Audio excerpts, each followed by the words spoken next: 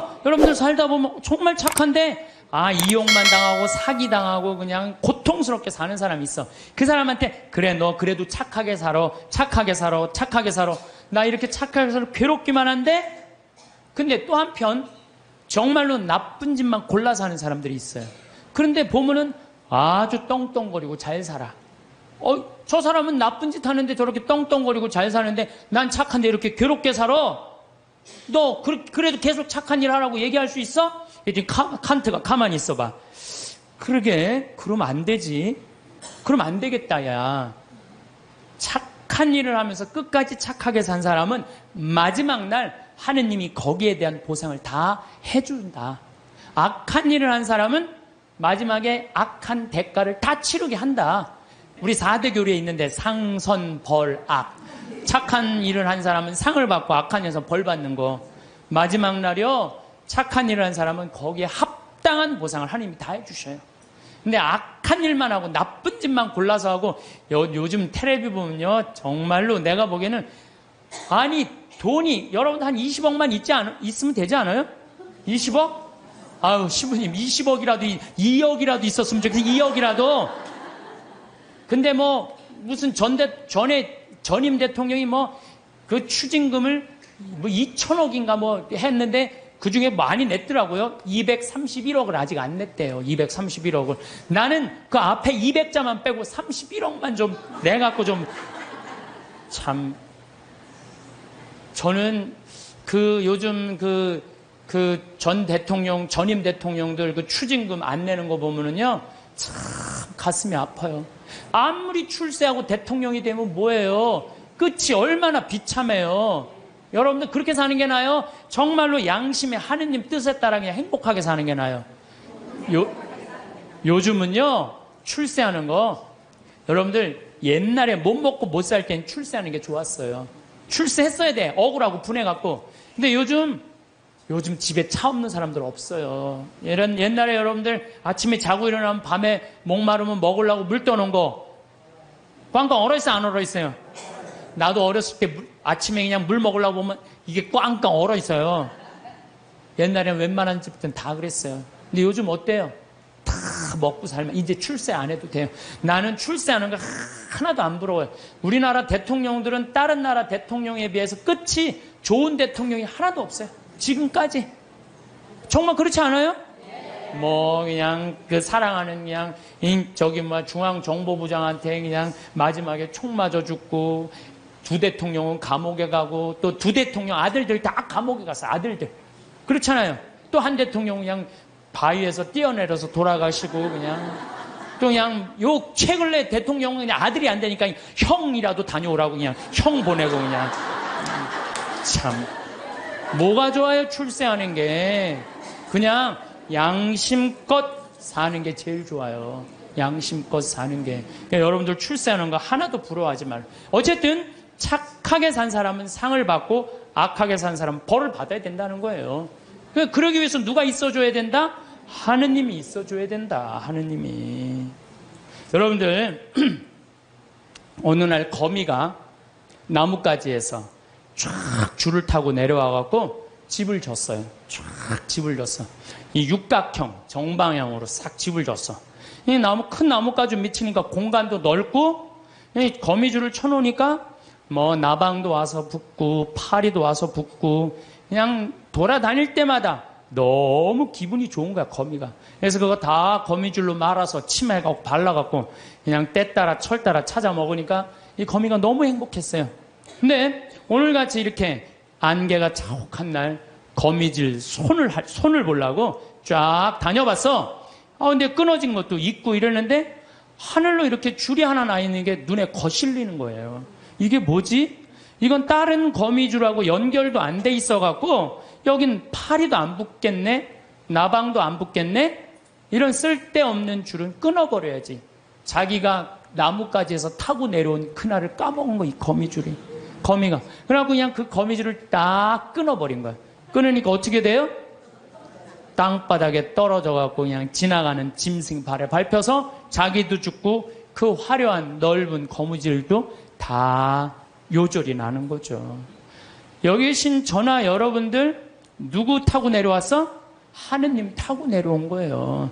그래갖고 처음에 성당 다닐 때는 모든 게 다 하느님이 은총인 것 같아.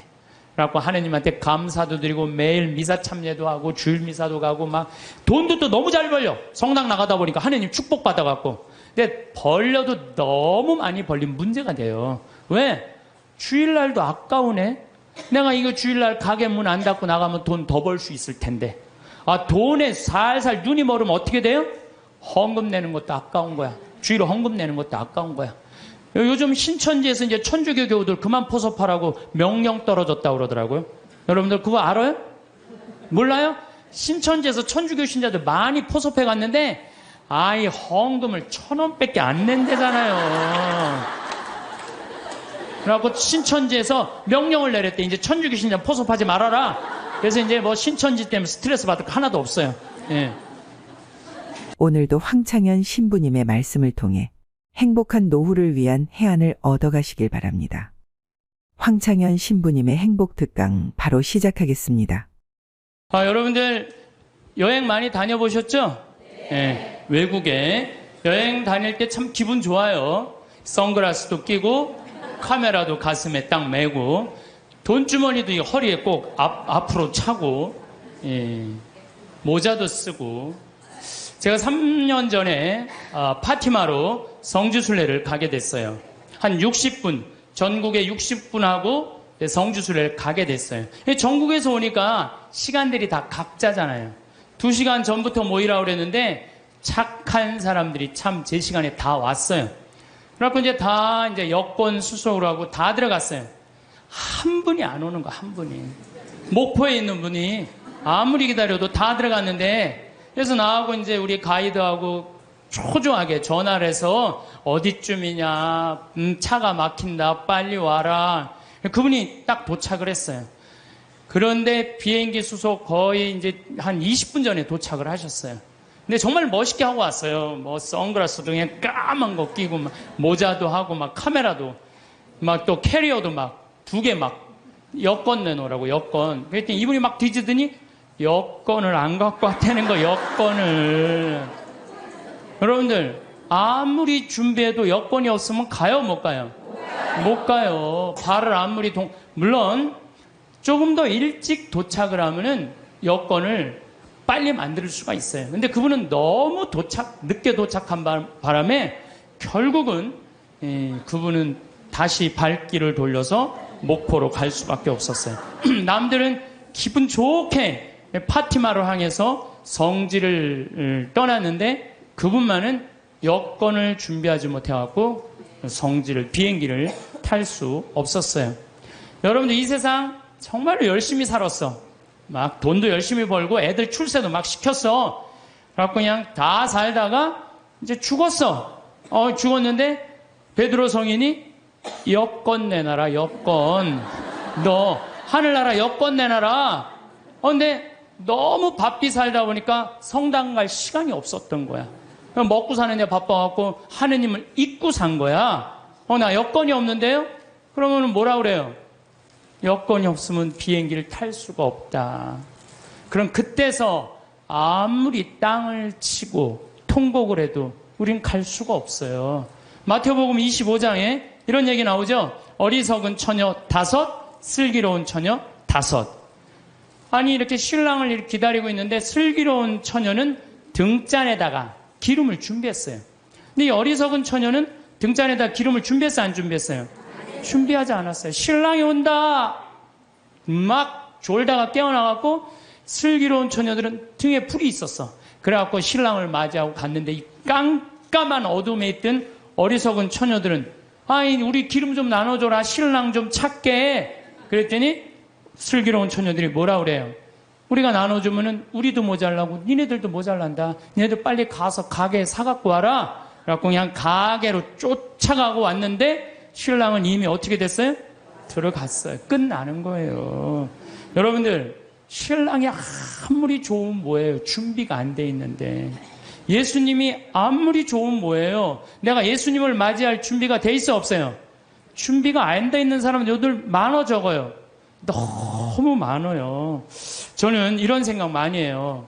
우리들이 죽었어. 죽었는데, 딱 죽으면 다 아무것도 없는 줄 알았더니 하늘이 쫙 열리더니 베드로 성인이 딱 나타나갖고 비행기 타고 가야 된다. 자, 여권 내놔라. 나 여권이 없는데요. 돌아가려고 해도 돌아갈 수 있어요, 없어요? 돌아갈 수가 없어요. 저는 우리 2층 집에 살던 분이, 예전 얘기예요. 한 30년 전 얘기예요. 내가 신학생 때 2층 집에 있던 분이 한 15년 동안 당뇨로 고생을 했어요. 근데 그분이 돌아가시기 3일 전에 갑자기 수녀님을 찾는 거예요. 성당 안 다니셨던 분인데, 그래서 부인이, 당신 왜 성당도 안 다니던 양반이 갑자기 수녀님을 찾느냐고, 내가 이렇게 누워서 비몽사몽 이렇게 있는데 비행기가 한 대 왔는데 나보고 비행기를 타라고 그러더라. 비행기를 타보니까 신부님, 수녀님이 비행기에 꽉 차 있는 딱 한 자리 남아있는데 수녀님이 나한테 여기가 당신 자리라고. 그리고 이 사람 정신을 깬 거예요.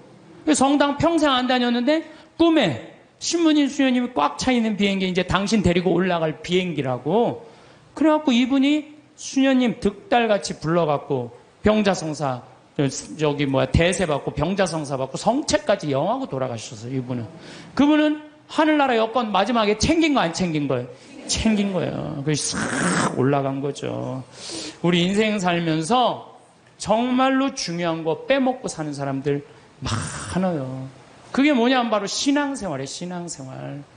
신앙생활은요, 우리 인생의 이정표하고 똑같은 거예요. 내가 지금 이 길을 잘 가고 있는가 안 가고 있는가 중간중간 여러분들 이정표 확인해요, 안 확인해요? 확인하죠? 부산까지 가려면은 여기 지금 내가 지금 대전을 지나가고 대구를 지나가고 경주를 지나가고 부산 이정표 확인 안 하고 그냥 대전에서 잘못 가려갖고 전주로 갔어. 확인 계속 안 하고 어디로 가요? 목포로 가요, 목포. 신앙생활이라는 건 바로 이정표예요. 당신 인생 지금 제대로 살고 있나? 주일마다 나가서 확인하는 거 안 확인하는 거예요? 확인하는 거예요. 요즘 인생 이정표 없이 살다가 깜깜한 어둠을 헤매는 사람들 텔레비 속에 많이 봐요, 안 봐요? 많이 보죠? 돈이 너무 많으니까 이 돈을 어떻게 주체할 수 없으니까 무슨 버진 아일랜드인가 어디에다가 회사 차려놓고 그냥 세금 떼어먹고 깜깜한 어둠 속을 헤매는 사람들 많아요. 성당 나가면서요, 내가 제대로 살고 있나 안 살고 있나 이거 확인하는 거, 이거 정말로 중요한 분. 제가 정말로 존경하는 우리 교구 신부님이 한 분 계세요. 최재용 바르톨로메오 신부님이라고. 이분은 이제 은퇴하셨어요. 나이가 70이라. 날개만 안 달렸지 천사야, 천사. 제대해서 이분이 미사를 이렇게 봉헌하는 걸 보면은 저분이 천사지. 후배 신부들 사랑하고 선배 신부님들 깍듯이 모시고, 정말로 나하고 똑같이 위암 수술한 선배 신부님인데 여러 가지로 선배죠. 너무 존경스러워요. 근데 이분이 어머니가 2011년 1월 9일 날 돌아가셨어요. 근데 어머니가 93살에 돌아가셨어요. 93살. 얼마 전에는 우리 교구 신부님 어머니가 100살에 돌아가셨어요. 100살. 요즘 안 죽어요. 요즘. 여러분들은 몇 살까지 살 것 같아요? 여러분들은 110살, 120살까지 살아요. 며칠 전에 미국에 살던 분이 저한테 내셔널 지오그래픽 잡지를 하나 보냈어요. 지금 태어난 애들은 정확하게 120살까지 산대요. 그 내용이 참 큰일이죠. 근데 어쨌든 이 민기순 마리아 할머니가 93살에 돌아가셨는데, 이 할머니가 명성황후 3대 집계손이에요, 집계손. 그리고 이 집은 신앙이 얼마나 좋은지 신부님 외할아버지가 그 용인 천리성당 옛날에 초대 본당 회장이었는데 멀리에 성당이 있었어요. 집이 있었어, 큰 집이. 근데 매일 미사 참여하고 싶어갖고 성당 바로 앞에 조그만 집에 있는 교우하고 집을 바꿨어요. 왜 바꾸냐? 나 하느님 집 가까이서 살고 싶어. 그래갖고 우리 큰 집으로 가. 난 여기 와서 살 테니까. 성당 밑에서 산 분이에요. 여기 계신 분들도 성당 근처에 집 구하려고 그러는 분들 계셔, 안 계셔요? 계시죠? 그런 분들 하늘나라 여권 늘 챙기는 분들이에요. 하늘나라 여권. 근데 이 할머니가 신부들을 얼마나 예뻐하는지 몰라요. 저도 이제 할머니 이제 집에 한번 놀러를 간 적이 있는데 자기 아들 만지듯이 나를 막 얼굴을 쭈물르면서 신부님 내가 평화방송 맨날 본다고 내 신부님 팬이라고 삼계탕을 만들어주시는데 얼마나 맛있든지. 하여튼 사제라면 정말로 당신 아들같이 사랑하는, 사랑이 정말로 많은 할머니였어요. 이 할머니가 이제 6남매를 낳는데 제일 큰 아들이 신부가 된 거예요. 그것도 이 신부가, 할머니가 옛날에 결혼했는데 5년 만에 생긴 아들이에요. 5년 만에. 그걸 또 하느님한테 봉을 한 거죠. 정말 기가 막힌 할머니야. 근데 이제 할머니가 이제 돌아가실 때쯤 돼갖고 신부님이 갖고 마지막 병자성사를 해주는데 할머니가 묵주를 이렇게 붙들고 계시더래요. 근데 아들이 이제 가니까 할머니가 마지막 눈을 싱겁게 뜨면서 아들을 보면서 어떻게 돌아가셨는지 알아요? 싹 웃으면서, 씩 웃으면서 아들 손을 쫙 잡고, 나는 그 할머니 상상이 돼요. 정말로 유머가 많은 할머니였거든요. 죽으면서 아들 손을 잡고 씩 죽으면서 눈을 딱 감았대요. 이 할머니 뭐가 있는 할머니야?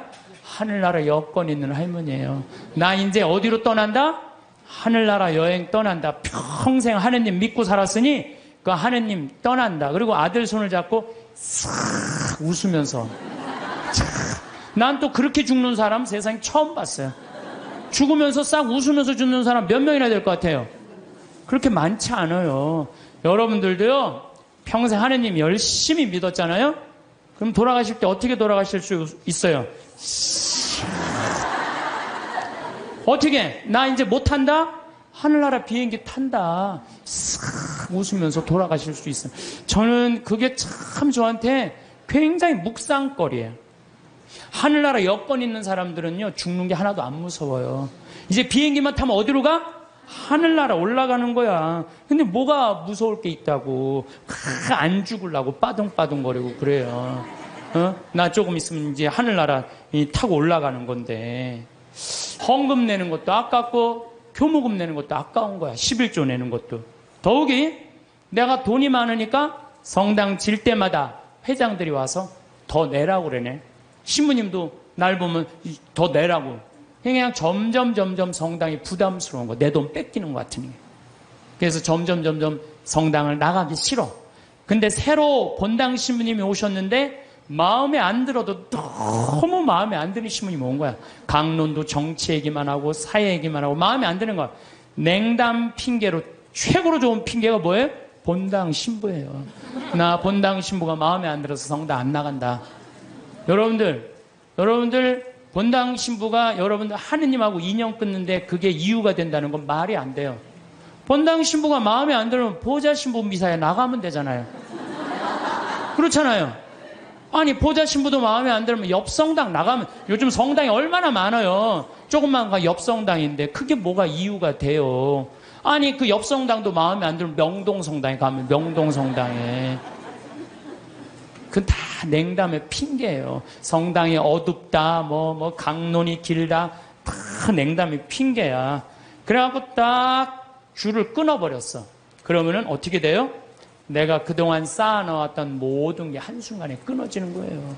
근데 현대인들은 그거를 몰라요. 그러면 신부님, 하느님 열심히 믿는 건 뭐예요? 하느님 열심히 믿는 건 하느님 꽉 붙잡고 살면 돼요. 여러분들 우리 그네 타는 거 아시죠? 단오절날 그네 탈 때 어때요? 뒤에서 밀어주면 그네 타는 사람 어떻게 해요? 저 위에서부터 내려온 줄 어떻게 잡죠? 꽉 잡고 있어요. 그래갖고 뒤에서 밀어주면 그 줄만 잡으면 웬만하면 안 떨어져요. 근데 그냥 그네 탈 때 자기 좋다고 그냥 뒤에서 밀어주는데 줄 안 잡고 있으면 어떻게 돼요? 하늘로 날아가는 거예요. 날라가고 떨어져갖고 그냥 얼굴 코뼈 깨지고 그냥 눈알 그냥 막 그냥 쓸리고 막 이러는 거예요. 하느님 믿는 거는 어떻게 믿어야 되느냐? 꽉 잡아야 돼요. 하느님 꽉 잡는 방법은 뭐예요? 레저 활동 열심히 하고 성령 기도해 나가고 성당에 전례 봉사하면 전례 봉사하고 반모임 열심히 나가고 매일 미사 나가고 이게 하느님 꽉 붙잡고 사는 거예요. 근데 요즘 현대인들은 내가 보기에는요, 하느님 꽉 붙잡고 사는 사람 별로 없어요. 다 그냥 줄 흔하게 잡고 떨어지려면 떨어져라. 난 하늘로 날아가고 싶다. 그런 사람들 너무 많습니다. 요한복음 15장에 보면은 예수님이 나는 참 포도나무요 너희는 가지로다 이 얘기를 해요. 내 안에 머물러라. 나도 너희 안에 머무르겠다. 가지가 포도나무에 붙어 있지 않으면 스스로 열매를 맺을 수 없는 것처럼 너희도 내 안에 머무르지 않으면 열매를 맺지 못한다. 너희는 나 없이 아무것도 하지 못한다. 우리는 누구 옆에 꽉 붙잡고 살아야 돼? 예수님 꽉 붙잡고 살아야 돼요. 그냥 예수님이 주일날 나가는 거 귀찮다고 본당 신부 강론이 마음에 안 든다고 줄 놔버리면은 우리는 그냥 끝나는 거예요. 제가 얼마 전에 세례받고 신학교 가고 그 다음에 거기서 신부된 수원교구 조원동 주교자 성당에 강의를 가게 됐어요. 근데 보통 출신 성당에 강의 잘 안 가요. 왜? 어렸을 때 나 코 올리고 맨날 나 사고 치고 다녔던 거 다 본 분들이 그냥 다 아직도 있는데 그 성당에 왜 가요? 동창 신부들도 그러더라고요. 야, 너 그 출신 성당에 가서 강론하는 거 아니야. 예수님도 예언자 고향에서 존경받지 못했다는데 네가 뭐라고 그냥 거기 출신 본당에 가서 강의하느냐? 그러길래 내가 한마디 했어요. 나는 걱정 하나도 없다. 나는 예언자가 아니다. 예수님은 예언자시지만 나는 그냥 일갓 하나의 그냥 신부다, 신부. 이제 강의를 갔어요. 강의를 갔는데 정말로 30년 전에 본 사람이 그대로 다 있는 거예요. 하나도 안 죽고 다. 처음에는 당황스럽더라고요. 왜? 내가 중학교 1학년 때 맨날 코 올리고 그냥 다녔던데 그냥 아줌마들이 그냥 다 그냥 그대로 다 있는데 그분들한테 강론한다는 게 쉽지가 않더라고요. 근데 이제 강의가 이제 2시간 강의가 끝났는데 정말 기가 막히게 예쁜 아줌마가 정말 곱더라고요. 날 보더니 신부님 저 아시겠느냐고. 얼굴은 분명히 알겠는데 누구 엄마인지를 모르겠는 거야. 누구 엄마인지를. 나 기억이 난다고. 그랬더니 알긴 뭘 아느냐고. 나 누구 엄마라고. 그랬더니 어렸을 때부터 같이 자랐던 친구 엄마야. 근데 나는 정말 아줌마인 줄 알았어요. 몇 살이냐 그러니까 78이래. 78. 내가 이렇게 계산을 해봤어요. 내가 중학교 1학년 때부터 본 아줌마니까 내가 43살부터 봤더라고, 그 아줌마를. 근데 그때 모습이나 지금이나 안 변했어. 참 요즘은 늙어도 늙은 것 같지가 않아서 걱정해요. 근데 어쩜 그렇게 이쁘고 고운지. 근데 내가 그분한테 감동받은 건 다른 게 아니에요. 그때도 성당 열심히 나가더니 30년이 지난 지금도 어때? 열심히 나가는 거야. 성당 열심히 다니는 사람은 얼굴이 달라도 달라요. 늙어도요 추하게 안 늙어요. 성당 열심히 다니는 사람 이뻐요. 이뻐. 그렇게 이쁘더라고요. 보면서. 또 제가 얼마 전에 평택 비전동 성당 내 첫 본당 신부했던 데를 초청을 해서 주일날 갔어요. 평일날은 뭐 가끔 갔었지만 주일날은 처음 간 거예요. 성당이 1000명도 도왔어요. 성당이. 근데 그 앞에 앉은 사람 보니까 17년 전에 앉아있던 사람이 그대로 앉아있더라고요. 이게 무슨 얘기냐면은 하느님 믿는 거는 변함이 없어야 돼요. 봄에 나갔다가 가을에 안 나가고 더운 날 안 나가고 시원한 날 나가고 성탄 때 나가고 또 평상시에 안 나가고 이러는 게 아니고 눈이 오나 비가 오나 바람이 부나 변하지 않고 계속 나가는 거. 이게 신앙생활을 제대로 하는 거예요. 그래서 저는 여러분들 신앙생활 앞으로도 변함없이 어떤 풍파가 닥쳐와도 변함없이 성당 나가길 바라요. 하느님 어떻게? 하느님 꽉 붙잡고 사는 사람 죽을 때 어떻게 죽을 수 있어? 왜 죽을 때 씩 웃을 수 있어? 하늘나라 여건 있잖아요. 내가 하느님 온전히 꽉 믿은 사람은요 죽음이 아니에요. 죽음은 새로운 삶으로 옮아가는 거예요. 새로운 삶으로. 하느님 믿는 건 그런 거예요. 그래서 저는 제가 여러 번 요즘 요 근래에 죽음이라는 걸 경험하면서 정말 많이 묵상을 해봤어요. 죽는 게 뭔가. 이게요 하늘나라로 건너가는 다리일 뿐이에요. 죽는 거 무서워할 필요 하나도 없어요. 신부님, 그런데 저는요 가끔 믿음이 흔들릴 때가 있어요. 꽉 붙잡고 사는데 이게 정말로 하느님이 계신가 안 계신가 의심스러울 때가 있어요. 여기 계신 분들도 그럴 때 있어요 없어요? 그거는요 저도 그래요. 믿음하면서 계신가 안 계신가 이거 의심 안 하는 사람 한 사람도 없어요. 심지어 성인들도요 극도의 유혹을 받는다고 그래. 신앙생활하면서 의심을 하는 건 당연한 거예요. 근데 혹시 여기 계신 여러분들 가운데 내가 태어난 날 의심하는 분들 계셔 안 계셔요? 네? 태어난 날 의심하는 분 있어요 없어요? 만약에 태어난 날 의심하면 내가 있는 존재를 의심하는 거 안 의심하는 거예요? 그런데 혹시 여기 태어난 거 보신 분 계세요? 내가 엄마 태를 열고 나올 때 피를 뒤집어 쓰고 딱 나오는 순간 엄마가 나를 안고 빵긋 웃었던 그 모습 기억나요 안 나요? 기억 안 나죠? 그런데도 네 생일이 6월 7일이다. 그러면 그날이 내 생일인 줄 다 알아요. 이 엄마가 내 엄마일까? 이거 의심하는 사람 없어요. 여러분 혹시 이 엄마가 내 엄마일까? 이렇게 의심한 적 있어요 없어요? 요즘은 하도 텔레비에서 엄마가 많이 바뀌는 드라마가 많이 나와갖고 텔레비가 사람 망쳐놓는다니까. 그건 극히 드문 거고요. 다 여러분들 엄마가 배 아파서 다 난 거예요. 근데 여러분들 생일상 받은 날 맨날 엄마 나 난 거 맞아?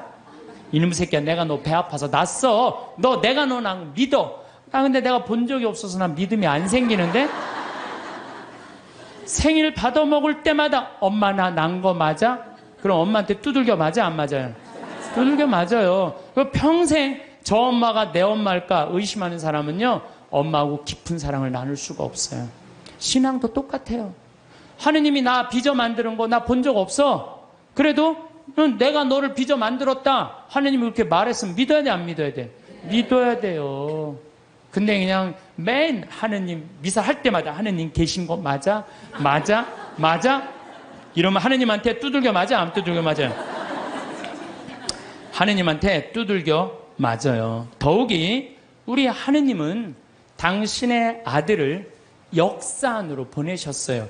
제가 참 이런 우리가 글이 생긴 게 10,000년 전이야. 10,000년 전. 10,000년 전이 글이 생겼는데 그러니까 이때부터는 역사가 기록이 된 거예요. 부처님이 예수님 탄생 624년경에 오셨어요. 예수님 탄생하시기 전에. 그 다음에 부처님이 한 570년경에 오셨어요. 570년경. 그 다음에 예수님을 기점이야.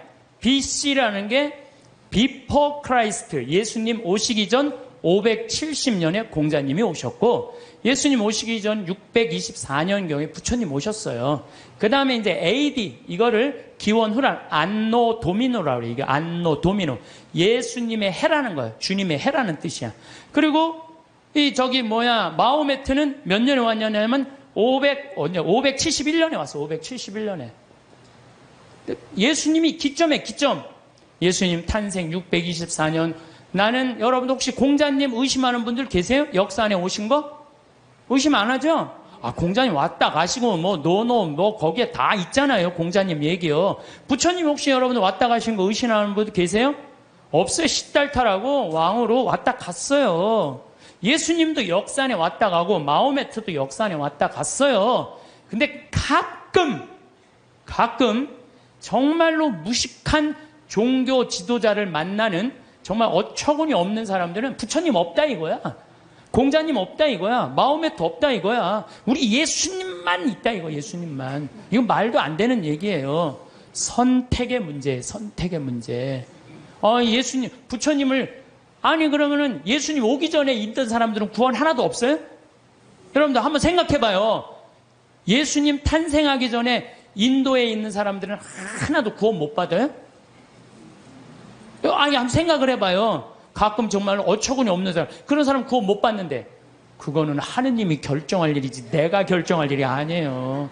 교회는요 그런 사람에게도 구원 있다고 얘기해요. 우리 교회는. 왜? 교회 밖에도 구원이 있다는 거예요. 교회 안에만 구원이 있는 게 아니라는 거예요. 저 아프리카의 원주민들은 평생 예수님 얘기 하나도 들어본 적이 없는데 그러고 죽었어. 착하게 열심히. 그럼 그 사람 구원 있어요 없어요? 있는지 없는지는 우리는 잘 몰라요. 근데 누구한테 유보해줘야 돼? 하느님한테 유보해야 돼. 구원을 결정하는 건 내가 하는 게 아니에요. 누가 결정하는 거예요? 하느님이 결정하는 거예요. 제가 여러분들에게 드리고 싶은 말씀은 예수님 역사 안에 왔다 가셨다는 거, 역사 안에. 그 예수님을 보고 베드로가 탄생한 거예요. 그 예수님을 보고. 베드로가 탄생하고 지금 266대 프란치스 교황, 전 교황이 265대 베네딕토 교황, 전 교황이 264대 요한 바오로 2세 교황, 1대 교황이 베드로, 2대 교황이 리노, 3대 교황이 아나클레투스, 4대 교황이 클레멘스, 5대 교황이, 이 이름이 어려워, 아바리스투스, 6대 교황 알렉산데. 그래서 1대부터 266대까지 이어온 거예요. 2000년 동안. 그렇지 않아요? 그러면은 베드로가 어느 날 갑자기 뚝 떨어져 갖고 베드로가 지금부터 이 교회가 있다, 예수님이란 이런 존재를 가짜로 만들어냈겠어요? 자기가 눈으로 보고 배운 그 예수님을 증언한 거겠어요? 눈으로 본 예수님을 증언한 거예요. 예수님이 3년 동안 우리랑 같이 사셨고 십자가에 못 박혀 돌아가셨고 부활하시고 이거를 체험해갖고 증언한 거야. 그러니까 지금 266대 교황까지 내려왔다는 거는 거미가 나뭇가지에서 줄을 타고 내려와서 집을 짓듯이 우리는 베드로부터 타고 내려와갖고 이 교회라는 집을 짓는 거예요. 그러니까 여러분들 성서에, 신약 성서에 있는 게 하나도 거짓이 없어요. 예수님이 베드로가 직접 보고 증언한 거예요. 베드로뿐만 아니라 12제자, 12제자만 보고 증언했어요. 그 외에 수많은 사람들이 보고 증언한 그 교회가 지금까지 이어져 내려온 건데 그걸 의심하면 어떻게 했냐 이거예요. 나는 있느냐 없느냐 이것 따지는 사람들을 보면 다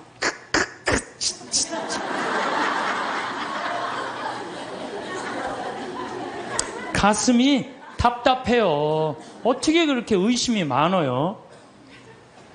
하느님은 우리를 지어내신 주물주시고 창조주셔요. 그냥 꽉 붙잡고 살면 돼요. 내가 태어난 날 본 사람 없어. 네 생일이 6월 7일이다. 내 생일이 6월 7일이에요. 내 생일이. 그래서 6월 7일이다. 6월 7일인지 믿는 거예요. 정화상 성인은 감옥에서 쓴 책 상대상서에서 이런 글을 써요. 사람이 한 편의 걸작이나 한 편의 명화를 보면 존경하고 예찬하듯이 우주 만물에 한없이 많고 아름다움도 하나의 걸작이고 명화일진데 드물게도 그것을 만든 이가 누구인지를 묻지 않으면 어떤 이유인지 모르겠습니다. 우리가 모나리자, 레오나르도 다빈치가 그렸다 그러면 레오나르도 다빈치가 그린 줄 아는 거예요. 경복궁 이거 진 사람 있다 그러면 경복궁 진 사람 있는 거예요. 이 우주 만물, 얼마나 저 산은 얼마나 아름다워요. 아름답죠? 저 물 한 개 피는 거 봐요. 구름 얼마나 아름다워요. 저 아름다운 걸 보면서 이 우주 만물의 지은이가 누구인지를 묻지 않으면 얼마나 답답하냐 이거예요. 그래서 여러분들 이 우주 만물을 만드는 창조주가 있다는 거예요. 그게 바로 하느님이라는 거예요. 심지어 칸트라는 철학자는 참 재미난 얘기를 했어요.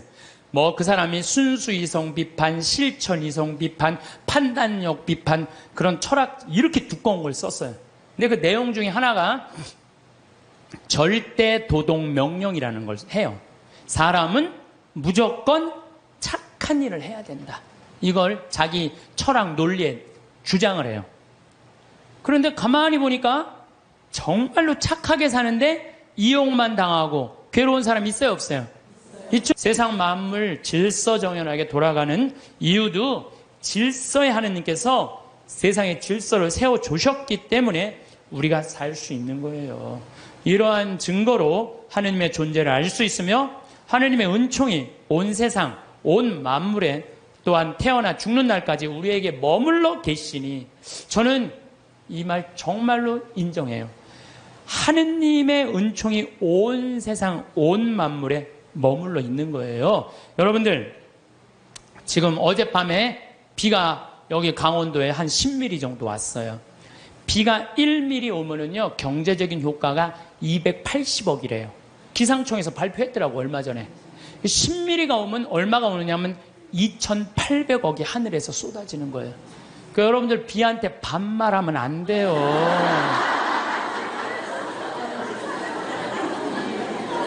근데 우리는 얼마나 건방지냐 하면은 비 왔네?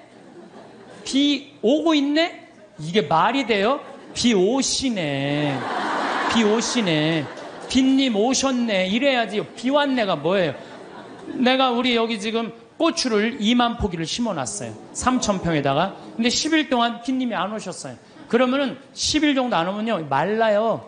마르기 시작하면요 고추가 마르는 게 아니라 내가 입이 바짝 내가 말라요.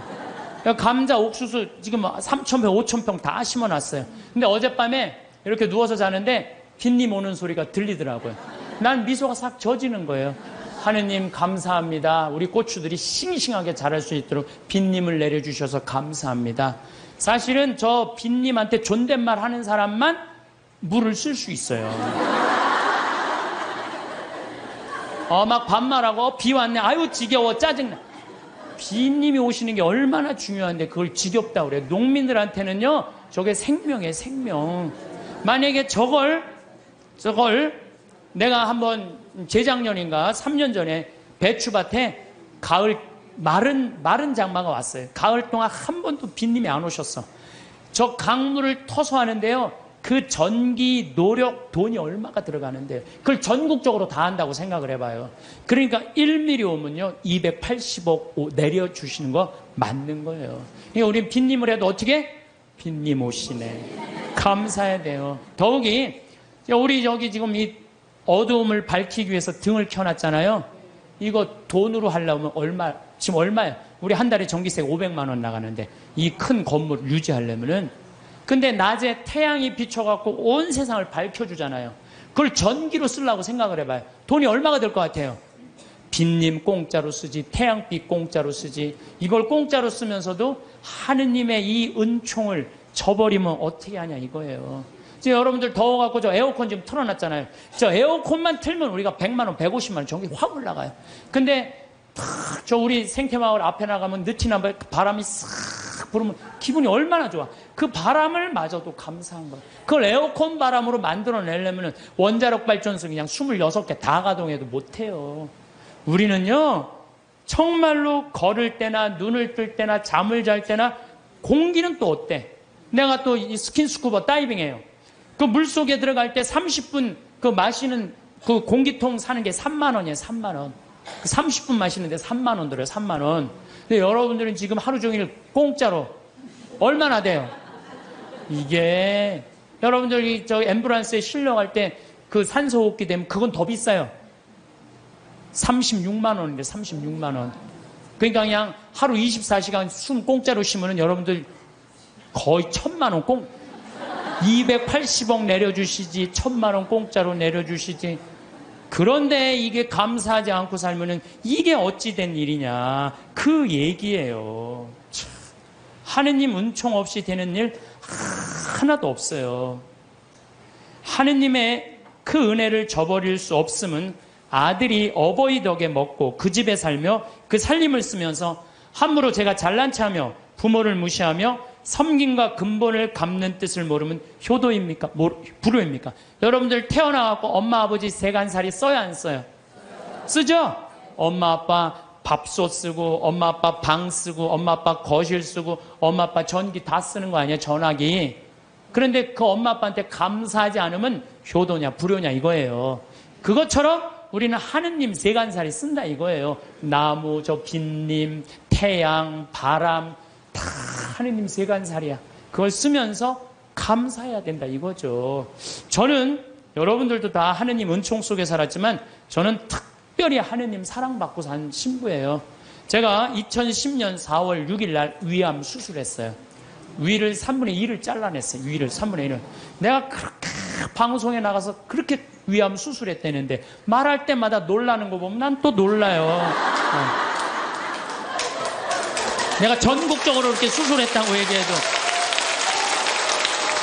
근데 우리 위가 딱 손바닥만 하대요. 손바닥. 근데 저는 정 가운데 위암이 생겼어요. 1.5cm가 생겼어요.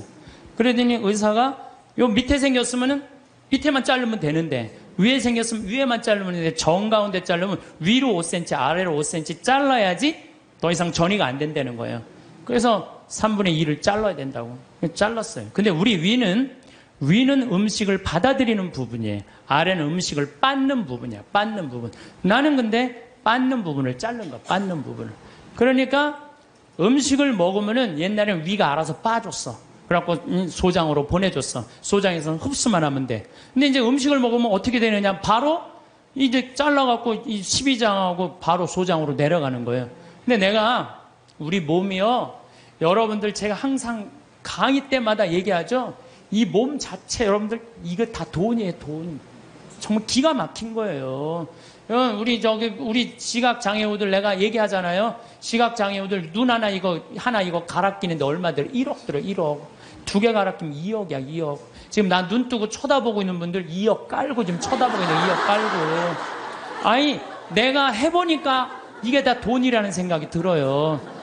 이게 이제 위를 잘랐어요. 위를 잘라니까 밥을 먹잖아요. 그럼 의사 선생님이 밥 먹으면 무조건 45도 누워 있으래. 왜냐면 이제 먹으면은 옛날에는 누가 빻어? 위가 이제 빻단 말이야. 근데 지금은 누가 빻냐면 소장이 빻는 거예요. 들어가면은 음식이 들어가면요, 신기해. 여기서 물컹 지나가. 음식이요, 진짜로 이렇게 지나가요. 이렇게 지나가고 이쪽 등 쪽으로 해서 꾸르륵 하면서 또 이쪽으로 물컹 지나가요. 참 기가 막히더라고요. 이렇게 보면은 이렇게 음식이 지나가는 소리가 들려요. 우리 몸이요, 이게 다 기적이야, 기적. 그러니까 여러분들 심장 하나 갈아 낀데 5천, 간 갈아 낀데 7천, 신장 갈아 낀데 3천 드는 거예요. 그럼 이거 2억, 이거 1억 5천, 3억 5천. 내가 요즘 이가 안 좋아갖고 이거 갈아, 이거 틀니 비슷한 거 끼고 있거든요. 의사한테 물어봤어요. 이거 임플란트로 다 갈으려면 얼마냐? 이가 28개래요. 신부님 싸게 해줘서 5천 해준대. 그러면은 이거 3억 5천, 이거 5천, 4억이야, 4억. 팔 하나 갈아 낀데 400, 양팔 800, 양다리 1600. 5억에 5억. 근데 여러분들 생각을 해봐요. 얼마 전에 우리 집에 부천에서 한 아이가, 정말로 잘생긴 아이가 왔어요. 근데 이 아이가 몸이 근육이 지방으로 바뀌는 병이에요. 그래서 얘는 목에 근육이 없어갖고 목을 가눌 수가 없어. 근데 평화방송에서 맨날 날 보는 게 소원인 거야. 형도 그런데 형은 이제 더 이상 움직일 수가 없대. 동생이 왔어요. 동생 왔는데 아버지가 계속 뒤에서 목을 받쳐주고 있더라고요. 여러분들 지금요, 이게 병이 들어갔고요, 꼼짝도 못하는 사람도 얼마나 많은데요. 근데 그냥 내 남편 멀쩡하고 우리 애들 둘 멀쩡해. 이 멀쩡한 4명 둘러앉아 밥 먹으면요, 20억이 둘러앉아 밥 먹는 5억짜리. 감사해야 돼, 안 감사해야 돼? 만약에 남편이 저녁에 퇴근해갖고 들어와. 그럼 뭐라 그래야 돼? 5억 들어오네? 5억 어서 들어와.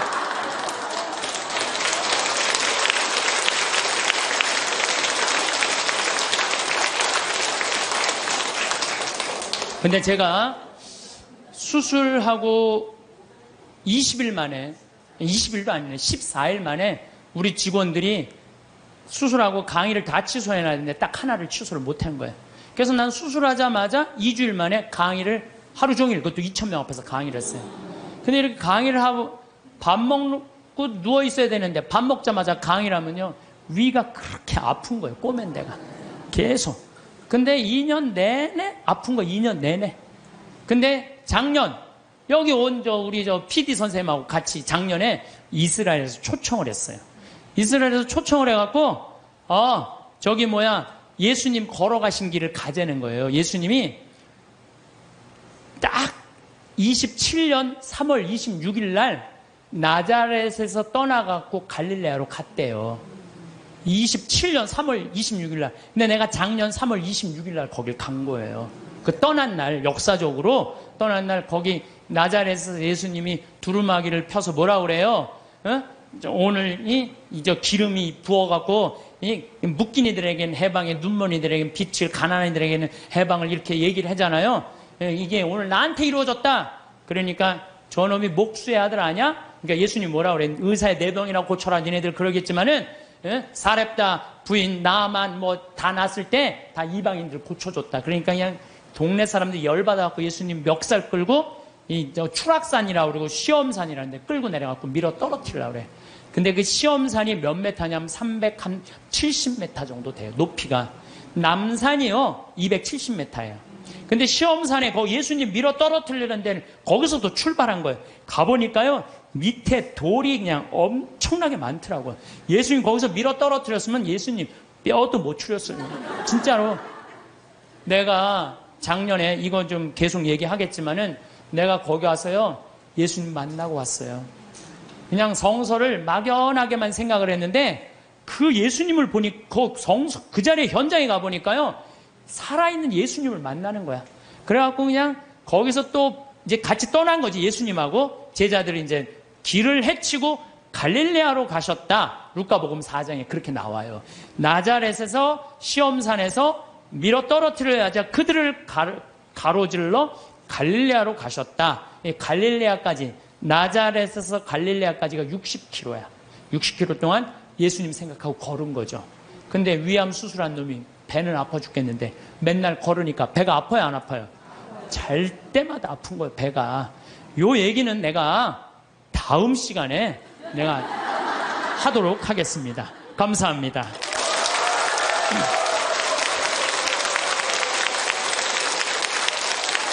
감사합니다.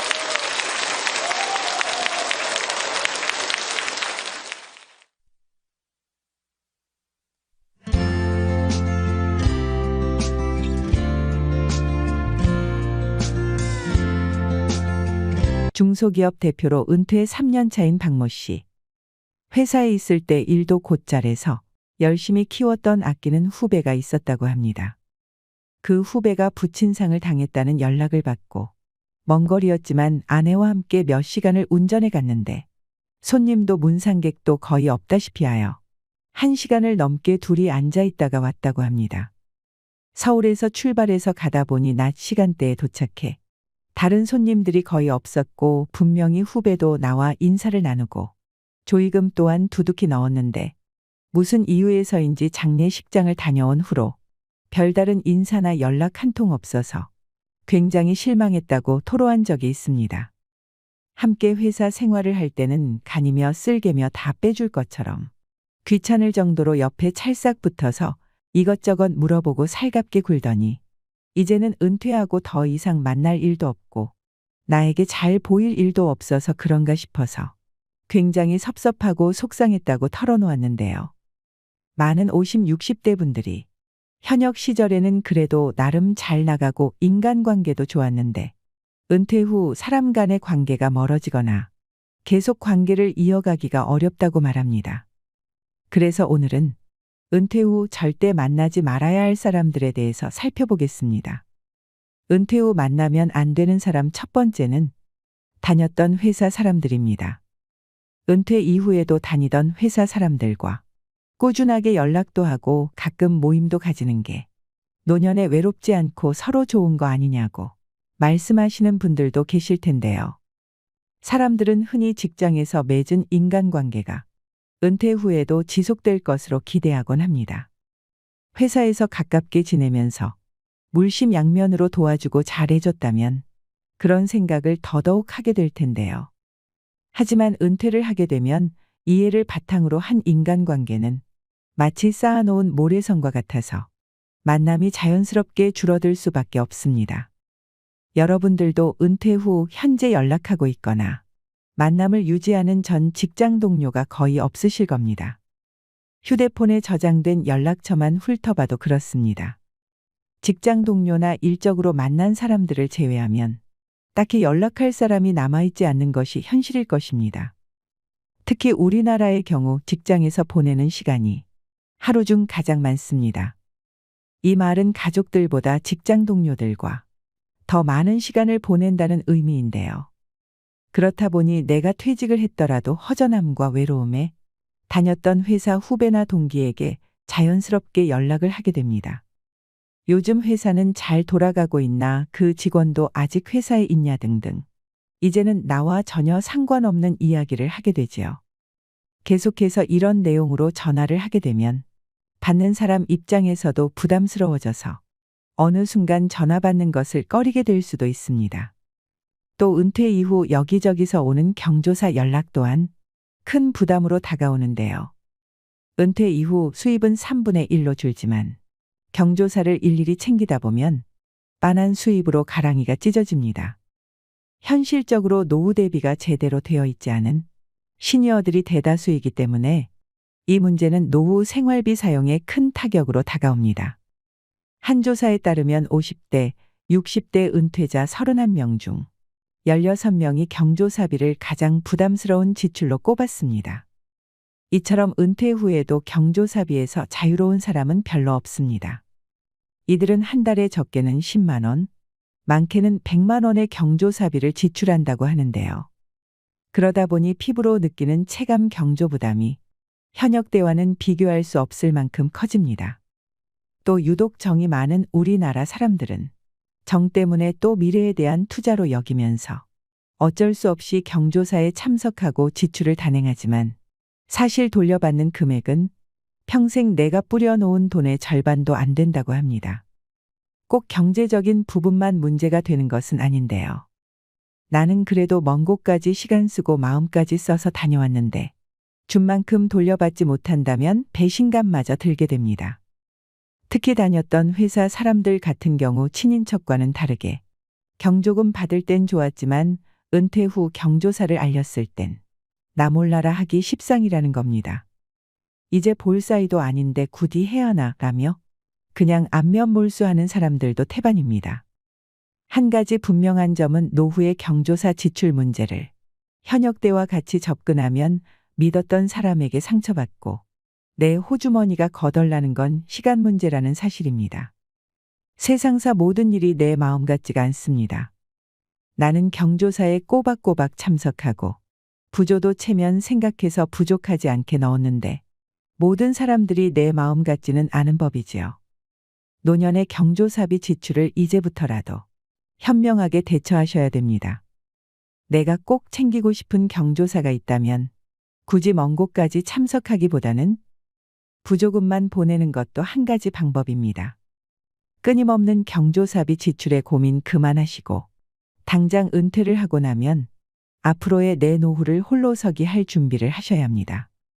굳이 다녔던 회사 사람들과 만나서 나와는 상관없는 비생산적인 이야기만 오고 갈 것이며 내가 알지 못하는 회사 이야기라도 나오면 어느 순간 그 자리가 어렵고 부담스러워질 수 있습니다. 일본의 한 은퇴 전문가는 늦어도 60세 이후부터는 인간관계를 은퇴형으로 바꾸라고 조언합니다. 늦어도 50대, 60대부터는 새로운 인간관계를 만들기 시작해야 합니다.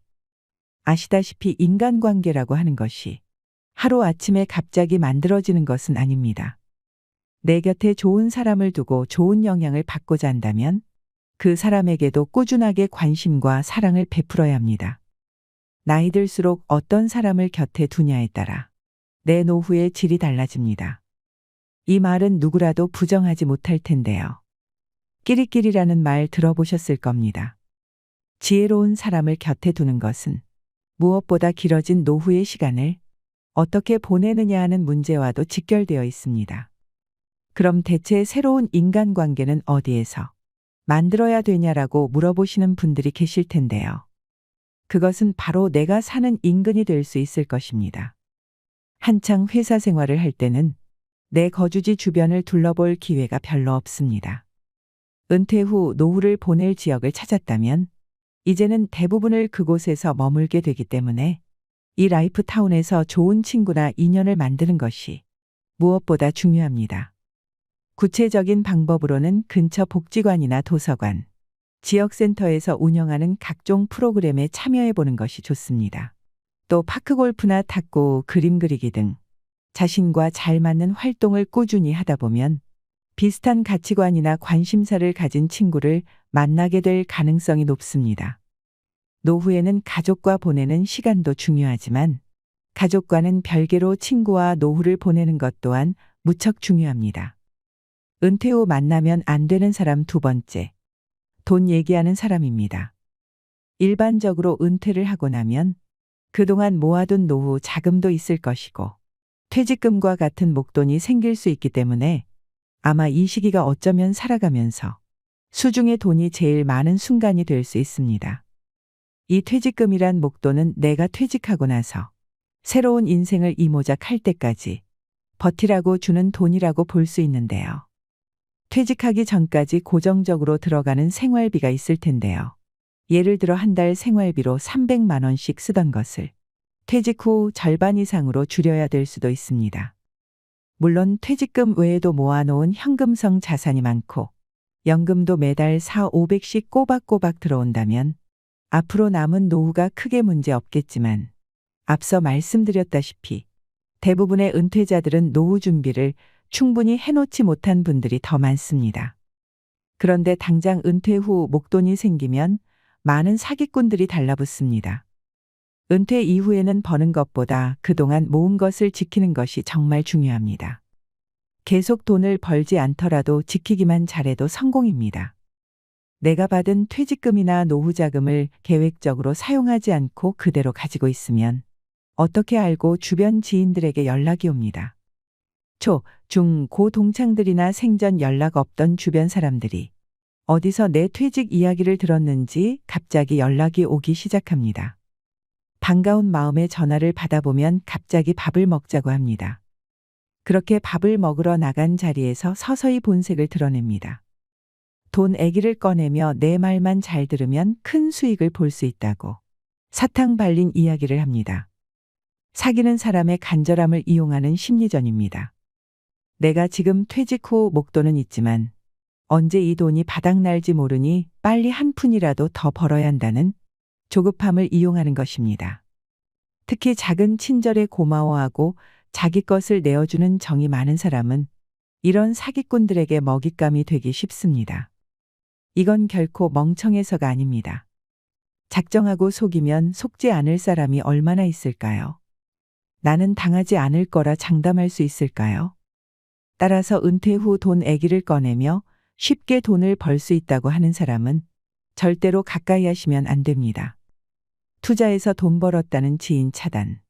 돈 필요하다는 지인도 차단하시고 만나면 투자 애기를 꺼내는 모든 주위 인맥 및 방송도 안 보시는 것이 좋습니다.